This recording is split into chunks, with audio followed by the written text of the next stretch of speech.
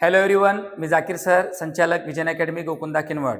विद्यार्थी मित्रांनो, आजच्या या व्हिडिओमध्ये आपण वनरक्षक भरती 2023 मध्ये झालेले जे पेपर्स आहेत त्या पेपर्समधील इंग्रजी विषयाचे प्रश्न कसे आलेत, कोणत्या घटकावर आलेत याचा आज आपण अभ्यास करणार आहोत. तुम्हाला माहित आहे की 2023 मध्ये वनरक्षक भरती झाली आणि वनरक्षक भरतीचे जे पेपर्स आहेत सर्व पेपर घेण्याची जबाबदारी TCS कडे होती. तर 2023च्या नंतर पेपर वगैरे झाले नाहीत. आता येत्या काळामध्ये वनरक्षक भरती होईल अशी अपेक्षा आहे. तर तत्पूर्वी आपण काय करू, 2023 मध्ये जे झालेले पेपर्स आहेत या 2023च्या पेपरमध्ये इंग्रजीच्या विषयावर आधारित कसे प्रश्न आलेत यांचा आज आपण अभ्यास करूयात. तर पहा, ग्रामरमध्ये तुम्हाला माहित असेल हे article, parts of speech, tense आणि इन्फिनिटिव्ह. आता क्वेश्चन टॅगचा रेअर क्वेश्चन आपल्याला दिसतो. हे जे प्रश्न आहेत, हे जे टॉपिक आहेत याच्यावर आपल्याला प्रत्येक प्रश्न पत्रिकेत प्रश्न आपल्याला आलेले दिसतात. आणि खास करून आर्टिकल तर आहेच, पार्ट ऑफ स्पीच आहे, टेन्स बी आहे, इन्फिनिटिव्ह पण कुठे कुठे विचारण्यात आलेला आहे. तर ग्रामरचे जे घटक असतात या ग्रामरच्या घटकांमध्ये या घटकावर आपल्याला बऱ्याच प्रश्नपत्रिकेत प्रश्न आलेले दिसतात. Article, part of speech, tense आणि इन्फिनिटिव्ह. क्वेश्चन टॅगवर खूप कमी प्रश्न दिसलेले आहेत, पण एखादा प्रश्न पाहिला म्हणून हा सुद्धा घटक आपण इथं मेन्शन केलं. त्याच्यानंतर तुम्ही पहा, हे व्होकॅब्युलरीचा भाग आहे ज्याला आपण शब्द संपत्ती म्हणतो. शब्दांवर आधारित आलेले जे काही घटक आहेत त्याच्यामध्ये सिनोनिम्स आहेत, समानार्थी शब्द, अँटोनिम्स विरुद्धार्थी शब्द, idioms, proverb, one word substitute आणि स्पेलिंग एरर.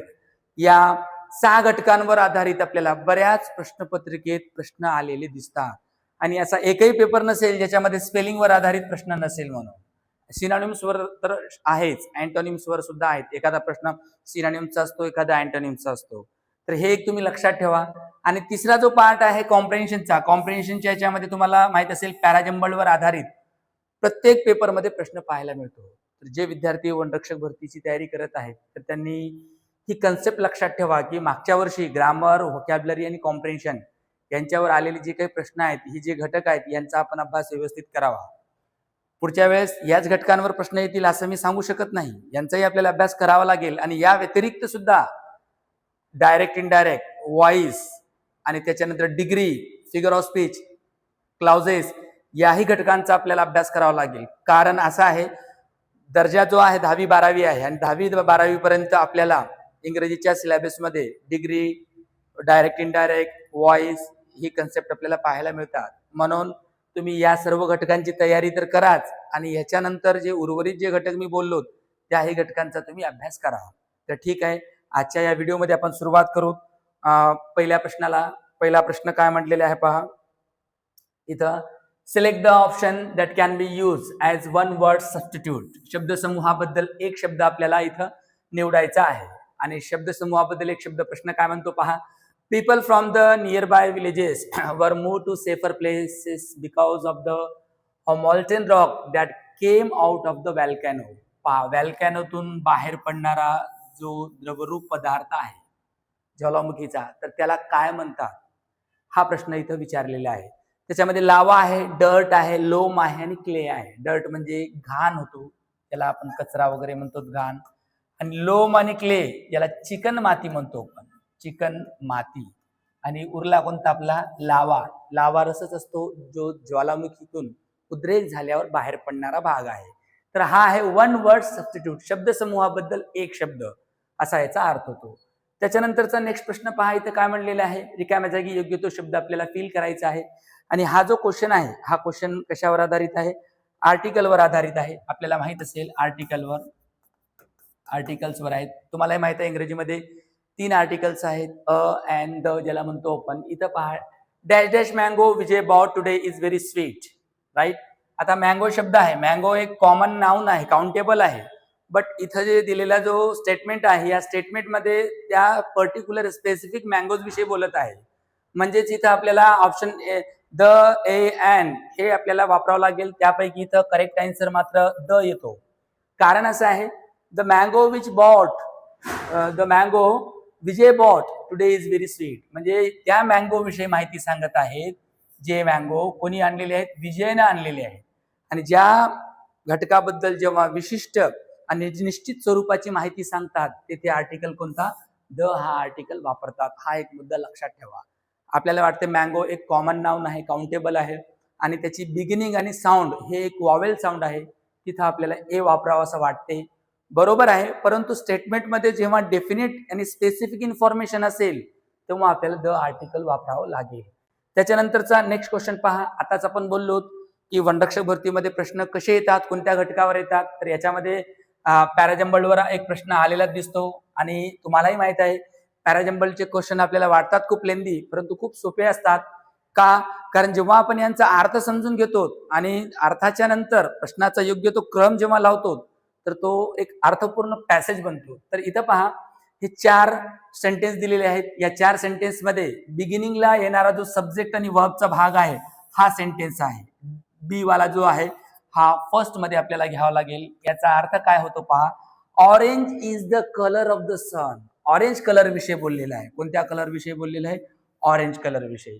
तर या स्टेटमेंटमध्ये जो पॅरेग्राफचा जो मेन पार्ट आहे ऑरेंज कलर आहे आणि याच्यानंतर समोर काय म्हणलेलं आहे या कलर विषयी सेकंड जो सेंटेन्स आहे हा इन्फॉर्मेशन देणारा आहे की इट इज सेड दॅट, असं म्हटले जाते की हा जो कलर आहे रिप्रेझेंट वॉर्मथ, उबदारपणा, व्हायटॅलिटी, ज्याला चैतन्यता म्हणतो, फन अँड पॉझिटिव्हिटी, याच्यामुळे सकारात्मकता येते. हा सेंटेन्स दुसऱ्या क्रमांकाचा झाला. त्याच्यानंतर जो आहे तिसऱ्या क्रमांकाला हा सेंटेन्स येतो इन्फॉर्मेशन नुसार. इट इवन हेल्प्स, इट म्हणजे हा ऑरेंज कलर कोणाला मदत करतो?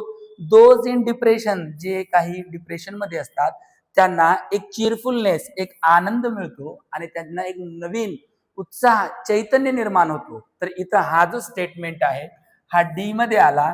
आणि राहिलेला जो शेवटचा जो सेंटेन्स आहे 4 नंबरला सी, इट मोटिवेट्स, याच्यानं प्रेरणा मिळते ऑरेंज कलरनं the depress to look at life in a positive वे.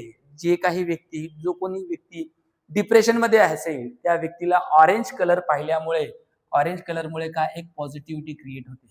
तर हा जो सेंटेन्सचा जो क्रम आहे बी ए बी सी असा याचा क्रम होतो आणि याचं जे उत्तर आहे पर्याय नंबर 2 याचा आन्सर आहे. विद्यार्थी मित्रांनो, एक गोष्ट लक्षात ठेवायची, 4 सेंटेन्स पहिले असे क्वेश्चन सॉल्व्ह करण्याच्या अगोदर पहिले अर्थपूर्ण सेंटेन्स व्यवस्थित आपल्याला वाचून घ्यावा लागेल. जेव्हा सेंटेन्स आपण वाचून घेतो, वाचल्यानंतर आपल्याला कळते की सदरील जो पॅसेज आहे, सेंटेन्स आहे, कोणाविषयी माहिती देतात हे आपल्याला निरीक्षण करावं लागेल. तुमच्या माहितीच तर सांगतो 10वीला क्वेश्चन नंबर 5 मध्ये पॅराजंबलचे क्वेश्चन असतात. 10वीला सुद्धा आहेत. फक्त फरक असा आहे स्टेटमेंट तिथले थोडे छोटे असतात, इथे मात्र थोडे लेंदी असतात. आता कारण आपल्याला नोकरीला जायचं आहे, नोकरीची तयारी करणार आहोत म्हणल्यानंतर प्रश्न तर थोडे लेंदी राहणारच आहे. तर हा एक लक्षात ठेवा पॉईंट. त्याच्यानंतर नेक्स्ट पहा, इथे समोरचा घटक काय म्हणलेला आहे. इथे सुद्धा पॅराजंबलवर आधारित हा एक प्रश्न आहे आणि पॅराजंबलवर म्हणल्यानंतर तुम्हाला मी आताच बोललो की 4ही पर्याय आपण केअरफुल वाचल्यानंतर आपल्याला एक गोष्ट लक्षात येईल की या वाक्याचा सुरुवातीचा जो कर्ता आहे तेनाली रामन आहे. हा वाक्याचा जो कर्ता आहे तेनाली रामन आहे. वॉज वन्स वॉकिंग हा हेल्पिंग वर्ब झाला आणि हा वर्ब झाला. एकदा तो तेनाली रामन काय करत होता? वॉकिंग करत होता. कुठं? फॉरेस्ट मध्ये. आणि वेन ही वॉज स्टॉप, त्याला थांबवल्या गेलं. कोणाकडून? एका मर्चंट कडून. एक व्यापारी होता, तो व्यापारी तेनाली रामनला थांबायला सांगितला. म्हणजे सी जो सेंटेन्स आहे हा वाक्याची सुरुवात करणारा पहिला सेंटेन्स आहे. तेनाली रामन जाताना फॉरेस्टमध्ये एक व्यापारी त्याला थांबवला आणि तो व्यापारी त्याला प्रश्न विचारला. काय विचारलेला आहे पहा की हा ए वाला जो आहे सेकंडला येतो, I am looking for my camel. कॅमेलचा अर्थ तो उंट. मी माझा उंट पाहत आहे. विच ही स्ट्रेट, जो भटकलेला आहे हवे. Did you see it passing by, तुम्ही पाहिलात का? आज द मर्चंट, मर्चंट त्याला विचारतो की मी माझा उंट शोधत आहे जो कुठेतरी गेला. त्याच्यानंतर तेनाली रामन काय आहे त्याला विचारतो 3 नंबरला हा सेंटेन्स येईल. Had the camel hurts its leg, त्याच्या पायाला जखम झाली होती का? आस्क रामन. म्हणजे हा सेंटेन्स जो आहे 3ऱ्या क्रमांकाला येईल. मग शेवटी जो आहे डी 4 नंबरला येतो. हा म्हणतो ओ यस, हा बरोबर आहे. That means you have seen my camel. हा याचा अर्थ तुम्ही माझ्या उंटाला पाहिला, त्याच्या पायाला जखम झाली होती. म्हणजे हा सेंटेन्स इथं डी ला आला. म्हणजे याचा योग्य जो क्रम आहे सी ए बी डी, याचा योग्य तो क्रम आहे. तर पुन्हा तीच गोष्ट सांगतो तुम्हाला, पॅराजंबलचे क्वेश्चन सोडवताना 4ही पर्याय व्यवस्थित वाचाव. त्याच्यानंतर त्या कोणत्या घटकाविषयी माहिती देतात ती कन्सेप्ट लक्षात ठेवून योग्य तो क्रम त्यांचा लावावा. त्याच्यानंतर पहा नेक्स्ट जे क्वेश्चन आहे काय म्हणलेलं आहे select the most appropriate option to fill in the blanks. रिकाम्या जागी आपल्याला योग्य शब्द भरायचा आहे. आणि हा जो सेंटेन्स आहे हा अटदर्शक वाक्याचा आहे. अटदर्शक वाक्य ज्याला आपण कंडिशनल सेंटेन्स म्हणतो. कोणता आहे? कंडिशनल सेंटेन्स, अटदर्शक वाक्य. ज्याच्यामध्ये पहा, dash dash it does not rain we can play badminton. इथं बट, इफ, सो, दो अर्थानुसार जर विचार जर केलो तर याचा उत्तर जो आहे हा येईल. का? इफ जर तर म्हणलेलं आहे. इफ डज नॉट रेन, जर पाऊस आला नाही तर आपण बॅडमिंटन खेळू शकतो. तर याच्यामध्ये कंडिशनसाठी इफ किंवा अनलेस वापरतात. उर्वरित पर्याय अर्थानुसार तिथं बसत नाही, हा एक लक्षात ठेवा. त्याच्यानंतर नेक्स्ट जो क्वेश्चन आहे, select the most appropriate synonyms. Synonyms माहित असेल, समानार्थी शब्द म्हणतो आपण. समानार्थी शब्द शोधायचा आहे.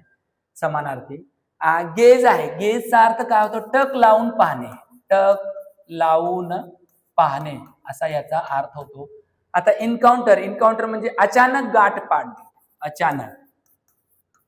अचानक गाठ पडणे. अचानक गाठ पडणे, आमना सामना होणे ज्याला म्हणतो. एक्सप्रेस व्यक्त करणे. एक्सप्रेसचा अर्थ होतो व्यक्त करणे. स्टेअर, स्टेअर म्हणजेच काय आहे? टक लावून पाहणे, हा याचा उत्तर आहे. आणि ऑब्टेन, ऑब्टेन म्हणजे काय आहे? मिळवणे किंवा प्राप्त करणे. मिळवणे अब्लिक प्राप्त करणे असा याचा अर्थ होतो. म्हणजे सिनोनिम जे आहे स्टेअर आणि गेज हे दोन्ही शब्द काय आहे? समानार्थी शब्द आहे. हा एक ऑप्शन लक्षात ठेवा. त्याच्यानंतर नेक्स्ट पहा, इथं काय म्हणलेलं आहे? रिकाम्या जागी योग्य तो शब्द भरायचा आहे. आणि हा सुद्धा जो क्वेश्चन आहे हा कशावर आहे? आर्टिकल्स वर आधारित आहे. सुरुवातीलाच आपण पाहिलो की पेपरमध्ये प्रश्न कोणत्या घटकावर येतात? आर्टिकल, प्रिपोजिशन यावर प्रश्न राहणंच आहे. पार्ट ऑफ स्पीच मध्ये सगळ्या गोष्टी आल्या. सगळ्या म्हणजे विशेषतः नाउन, प्रोनाउन असेल, प्रिपोजिशन असेल, कंजंक्शन असेल, वर्ब असेल, इतर बाबी. तर याच्यामध्ये पहा कोणता आहे? आवर आहे. आवर, या आवरला अनुसरून आपल्याला आर्टिकल वापरायचं आहे. तर इथं पहा कोणता येईल मग? तुम्हाला माहित आहे आवर जो शब्द आहे याची बिगिनिंग यशने झाली, परंतु याचा जो साऊंड आहे, साऊंड कसा आहे? हा साऊंड याचा वॉवेल साऊंड आहे. वॉवेल साऊंड असल्यामुळे इथं आपल्याला काय घ्यावं लागेल? इथं ॲन घ्यावं लागेल. हा एक मुद्दा लक्षात ठेवा. कारण असे बरेच प्रश्न असतात ज्यांची सुरुवात, शब्द असतात ज्याची सुरुवात कॉन्सनंटने होते, परंतु त्यांचा साऊंड मात्र कसा असतो? वॉवेल असतो. विद्यार्थी मित्रांनो, आर्टिकल घटकाचे जर तुम्हाला व्हिडिओज पाहायचे असेल तर आपल्या विजन अकॅडमी किनवर्ट या युट्यूब चॅनलवर बरेच व्हिडिओज आहेत. 4-5 व्हिडिओ बनवण्यात आलेले आहेत. तर हा एक मुद्दा लक्षात ठेवा. आणि दुसरी गोष्ट अशी आहे की आर्टिकलमध्ये जेव्हा आपण चा वापर करतो तेव्हा विशेषतः प्रोनाऊन्सिएशन ज्याला म्हणतो उच्चार, साऊंडकडे लक्ष द्या. सुरुवात कशाने झाली हे आपल्याला मॅटर करत नाही. विशेषतः असे जेव्हा शब्द असतात तेव्हा त्याचं साऊंड कसं आहे? साऊंड वॉवेल साऊंड असेल, बिगिनिंग भलेही कॉन्सोनंटनं झाली असेल तर तिथे आपल्याला काय करावं लागेल? आयनच वापरावं लागेल.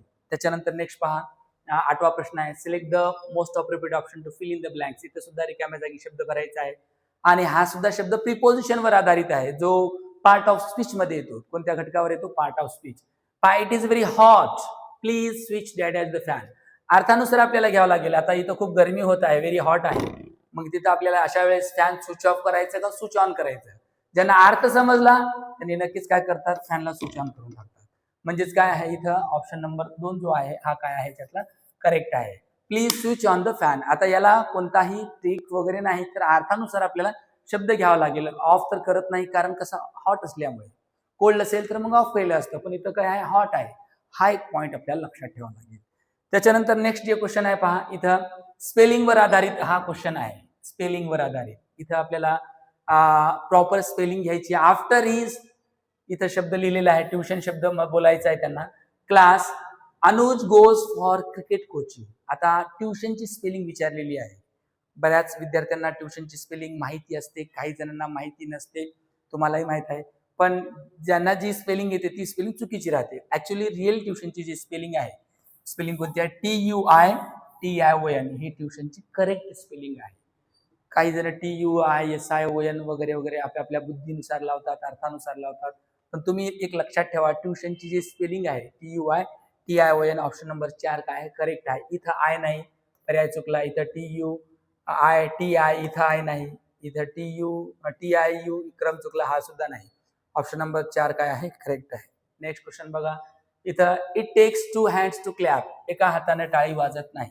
कोणतीही घटना असेल, भांडण असेल किंवा काही असेल, दोन्ही घटक त्याला जबाबदार असतात, दोन्ही बाजू.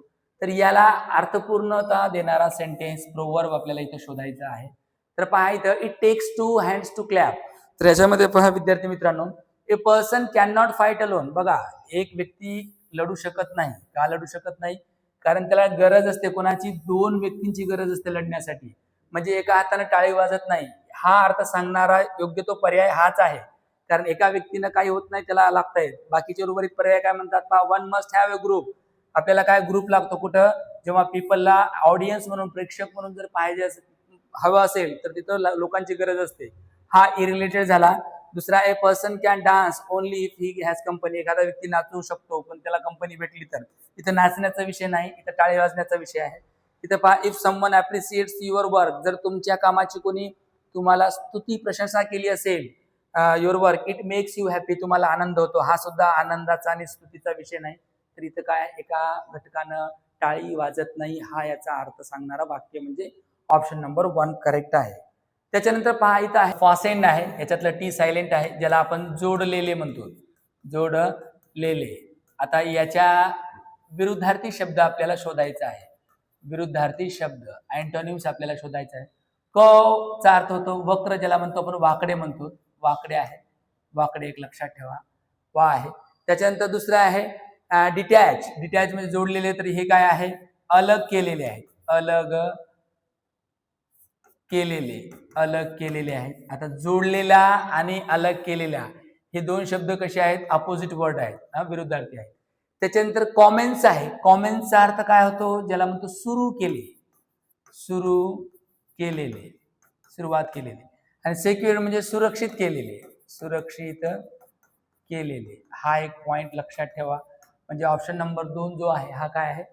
करेक्ट आहे. फॉसेनचा अर्थ काय होतो? डिटॅच होतो, अलग करण्याने जोडलेले. आणि हे वाकडे आहे, क म्हणजे वक्र ज्याला म्हणतो आपण.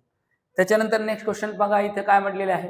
रिकाम्या जागी शब्द लिहायचा आहे आणि हा एक प्रोनाउनचा भाग झाला इथं. And did you lock all the doors when dash left the shop. बघा, आता left the shop. The inspector ask. इन्स्पेक्टरने विचारलेला प्रश्न आहे. कोणाला विचारलेला आहे? ओनरला. कोणत्या ओनरला? ज्वेलरी शॉपच्या ओनरला विचारलेला आहे. आता इथं एनीबडी कोणीही, नोबडी कोणीही नाही, समवन कोणीतरी, एव्हरीवन सर्वजण. तर इथं या अर्थानुसार बसणारा जो शब्द आहे हा कोणता? एव्हरीवन आहे. कसा होईल पहा अर्थ? And did you lock all the doors Wien everyone left the shop. जेव्हा सर्वजण शॉप सोडले तेव्हा तुम्ही लॉक केला का? हा अर्थानुसार हा पर्याय करेक्ट आहे. हे कोणीही, कोणीही नाही, कोणीतरी असा इथं होत नाही. अचूक जो उत्तर आहे, अर्थपूर्णता प्राप्त करणारा शब्द तोच आहे, एव्हरीवन आहे. एक लक्षात ठेवा. त्याच्यानंतर नेक्स्ट पहा, इथं 13वा जो क्वेश्चन आहे काय म्हणलेला आहे? इथं आपल्याला इडियमचा अर्थ लिहायचा आहे. Makes your mouth water. तोंडाला पाणी सुटणे ज्याला म्हणतो आपण. काय आहे? तोंडाला पाणी येणे, पाणी सुटणे.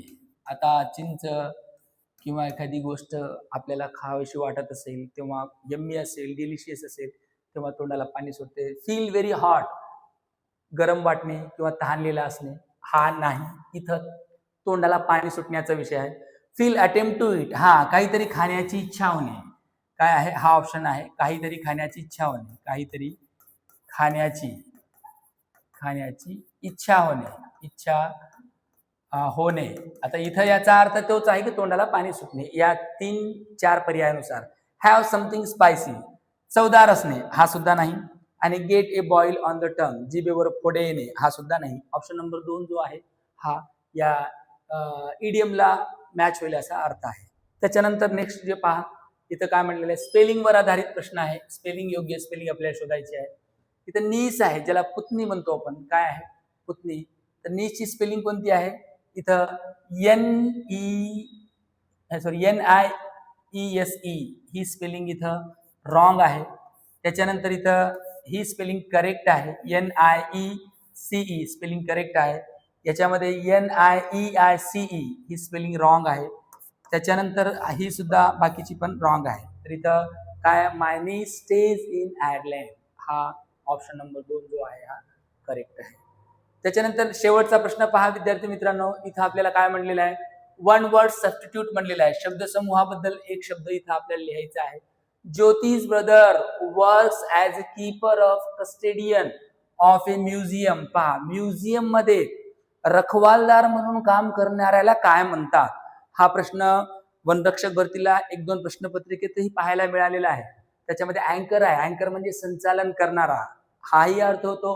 अँकर जहाजाच्या रिलेटेड सुद्धा आहे, म्हणजे इथं हा पर्याय नाही. त्याच्यानंतर आपण क्युरेटर. क्युरेटर म्हणलं तरच काय आहे की जो एखाद्या प्राणी किंवा वस्तू संग्रहालयाची देखभाल करणारा जो रखवालदार असतो त्यालाच म्हणतात ते keeper of custodian of a museum. Option number 2 correct आहे. त्याच्यानंतर अशर आहे. याचा उच्चार अशर असा करा. अशर कोणाला म्हणतात? ज्या प्रेक्षकागृह असतात, थिएटर्स असतात, त्याच्यामध्ये जे काही मूवीज वगैरे पाहण्यासाठी लोक येतात, ऑडियन्स येतात, त्यांना बसण्याची जागा दाखवणारा जो असतो ना, त्यांना मदत करणारा, त्याला अशर म्हणतात. त्याचा उच्चार हे लक्षात ठेवा आणि आर्टिकलवर प्रश्न आला तर तिथे आयन लावायचं. दुसरं आहे त्याच्यानंतर आहे कंपेअर. कंपेअरचा अर्थ काय होतो? सूत्रसंचालन करणारा. कोण? सूत्रसंचालन करणाऱ्याला आपण कंपेअर म्हणतो. तर ऑप्शन नंबर 2 जो आहे हा इथं काय आहे? करेक्ट आहे. तर अशा प्रकारे विद्यार्थी मित्रांनो, आजच्या या व्हिडिओमध्ये आपण वनरक्षक भरतीत कसे प्रश्न विचारतात यांचा आपण अभ्यास केलो. तुम्हाला एक गोष्ट लक्षात आलं असेल की पहा, वनरक्षक भरती 2023 मध्ये जेवढेही पेपर झाले त्याच्यामध्ये आपल्याला आर्टिकलवर प्रत्येक प्रश्न म्हणजे प्रत्येक प्रश्नपत्रिकेत पाहायला मिळतो. आणि part of speech, part of speech हा शब्द वाचायला एक लाईनचा आहे, परंतु याचा अभ्यास आपल्याला खूप घटकांचा करावा लागेल. त्याच्यामध्ये नाऊन आलं, प्रोनाऊन आलं, त्याच्यानंतर ऍडजेक्टिव्ह आहे, वर्ब आहे, ऍडवर्ब आहे, प्रिपोजिशन आहे, कंजंक्शन आहे, इंटरजेक्शन आहे. याही घटकांचा आपल्याला अभ्यास करावा लागेल. का? आता एव्हरीबडी सारखे जे शब्द आले ते प्रोनाऊनचाच भाग आहे. तिथं आपण त्या ठिकाणी स्विच ऑन द लाईट काहीतरी शब्द वापरलो, पण फॅन वापरलो, तिथं ऑन म्हणल्यानंतर प्रिपोजिशनचा भाग आहे. म्हणजे तुम्हाला सांगायचं एवढं आहे विद्यार्थी मित्रांनो, तुम्ही पार्ट ऑफ स्पीच घटकाचा व्यवस्थित अभ्यास करा. बेसिक घटकावर प्रश्न विचारतात, हा एक पॉईंट लक्षात ठेवा. आर्टिकल झालं, व्होकॅब्युलरीचे एवढेच भाग आहेत आणि त्याच्यानंतर ग्रामरचे इतरही घटक तुम्ही करा. मी जसं व्हिडिओच्या सुरुवातीलाच सांगितलेलं आहे, डायरेक्ट इनडायरेक्ट, डिग्री, व्हॉइस याही घटकांचा तुम्ही अभ्यास करा. ठीक आहे, थांबू आपण. पुढील व्हिडिओमध्ये असेच प्रश्न घेऊन येऊ. धन्यवाद.